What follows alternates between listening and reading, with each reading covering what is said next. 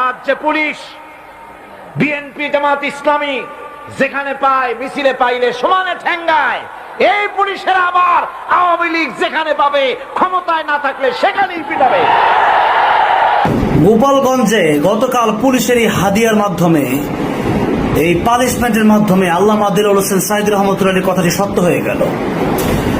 প্রিয় মুফাসসিরে কোরআন বলেছিলেন, আর যে পুলিশ বিএনপি জামাত ইসলামকে যেখানে পায় সেখানে পিটায়, এই পুলিশেরাই আওয়ামী লীগ যখন ক্ষমতায় থাকবে না তখন তাদেরকে যেখানে পাবে সেখানে পিটাবে। আওয়ামী লীগের সবচেয়ে বড় ঘাঁটি যদি আমি গোপালগঞ্জ বলি তাহলে মনে হয় ভুল হবে না। সেই গোপালগঞ্জেই কিন্তু তাদেরকে এই পুলিশেরাই গতকাল পিটিয়েছে।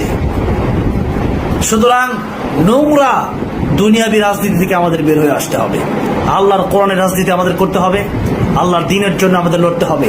একটা আঘাতও যেন আমার গায়ে দুনিয়ার জন্য না আসে।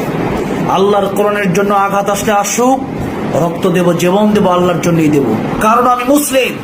ইন্না সলাতি ওয়া নুসুকি ওয়া মাহইয়ায়া ওয়া মামাতি লিল্লাহি রাব্বিল আলামিন।